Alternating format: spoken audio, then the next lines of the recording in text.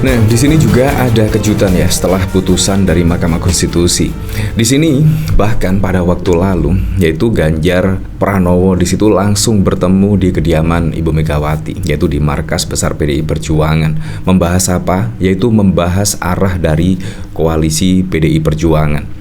Nah, di sini akan menjadi oposisi atau menjadi koalisi. Nah, dari sini kalau kita melihat rekam jejaknya ya, menurut saya fix menjadi oposisi dari pemerintahan Prabowo Gibran. Ya, walaupun fix sih, nanti kan juga belum ada pertemuan ya dengan Pak Prabowo Subianto dan bahkan juga Presiden Joko Widodo. Dan kalau kita lihat dari sini setelah putusan MK, di situ bahkan Pak Prabowo Subianto juga ingin menemui Ibu Megawati. Bayangkan loh, di sini PDIP masih menjadi partai posisi teratas di Indonesia, yaitu memiliki jumlah suara yang cukup banyak sekali, yaitu 25 juta sekian. Nah, di sini menurut saya juga kalau PDIP menjadi oposisi di pemerintahan, menurut saya juga akan baik bagi demokrasi di Indonesia. Nah, saya harap di sini adalah PDIP menjadi oposisi karena ya, demokrasi tanpa adanya partai di luar pemerintahan, tanpa adanya partai di oposisi, menurut saya itu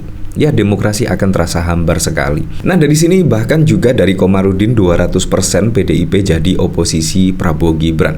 Nah, kita lihat lagi yaitu rekam jejak dari PDI Perjuangan. Nah, di sini yaitu tidak ada alasan bagi PDIP untuk tidak berada di luar pemerintahan. Di sini bahkan ada berita kalah di MK, PDIP tegaskan bakal gugat hasil Pilpres ke PT UN. Nah, dari sini menurut saya fix lah PDIP di sini menjadi oposisi. Menurut saya juga sangat keren sekali loh, yaitu PDIP berada di luar pemerintahan. Sangat keren karena apa? Karena memang di negara demokrasi memang harus dibutuhkan oposisi yang tangguh, yaitu untuk mengawal program-program pemerintahan, yaitu Prabowo Gibran, yaitu bisa terrealisasi ke masyarakat. Bukan seperti saat ini ketika Presiden Joko Widodo menjadi presiden misalnya.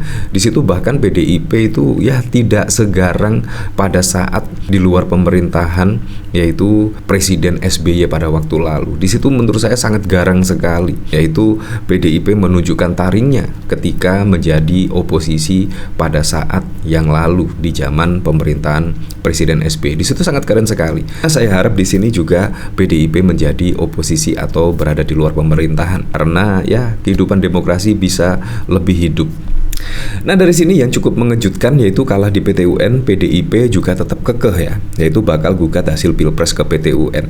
Ya, menurut saya sih di PT UN ya saya pesimis juga sih, karena di MK saja juga sangat-sangat bisa kalah apalagi di PT UN. Ya, tetapi kita lihat besok lah. Nah, di sini Dewan Pimpinan Pusat DPP PDIP menegaskan akan tetap maju memperjuangkan hasil pemilu 2024 lewat Pengadilan Tata Usaha Negara usai gagal dalam sengketa Pilpres di Mahkamah Konstitusi. Pernyataan itu disampaikan Sekjen PDIP Hasto Kristanto dalam jumpa pers usai Rakornas di kantor DPP PDIP pada 22 April malam. Hasto menuturkan, meskipun MK gagal dalam menjalankan fungsinya sebagai benteng konstitusi dan demokrasi, namun PDIP tetap menghormati putusan MK yang bersifat final dan mengikat, dan akan terus berjuang di dalam menjaga konstitusi dan memperjuangkan demokrasi melalui pelaksanaan pemilu yang demokratis, jujur, dan adil, serta berjuang untuk menggunakan setiap ruang untuk hukum termasuk melalui PT UN, ucap Hasto. Hasto menilai Hakim MK tak membuka ruang keadilan hakiki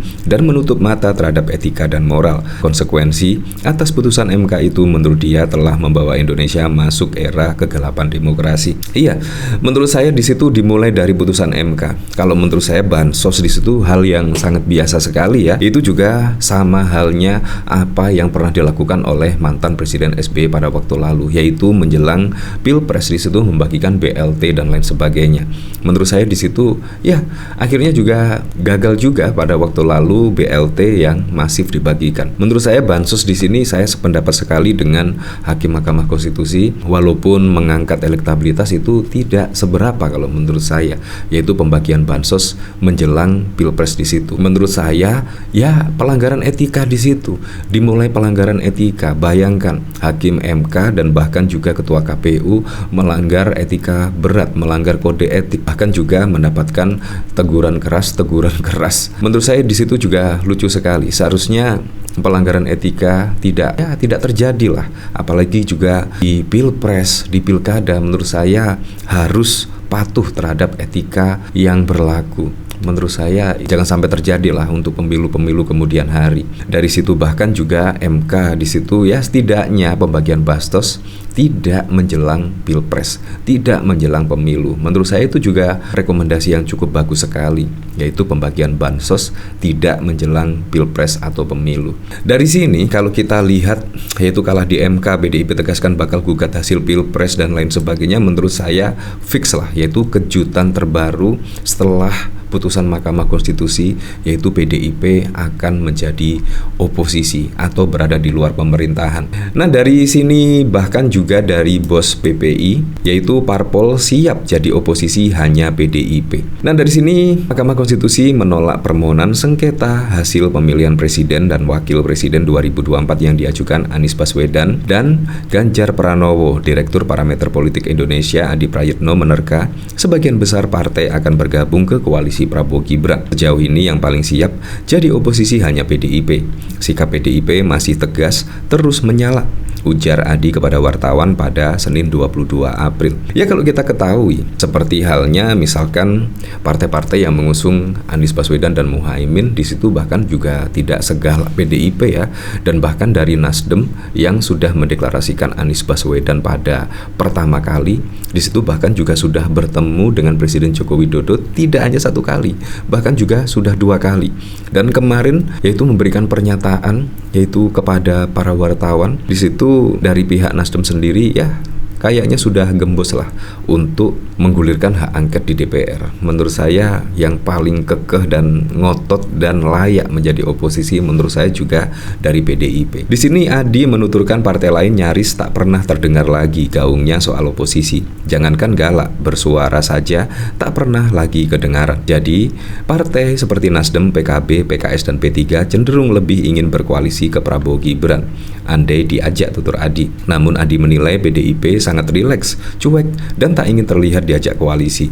Menurut Adi, posisi PDIP lebih siap jadi oposisi karena pengalaman 10 tahun di luar pemerintahan. Tentu juga karena perolehan pileknya menang yang tentunya posisi bergainingnya ke paslon 2 masih kuat sambungnya. PDIP, jelas Adi, tak takut sama sekali untuk tak diajak koalisi Prabowo sehingga PDIP terus kritis dan agresif. Tapi elit 4 partai lainnya terlihat lunak, tak lagi galak dan seterusnya.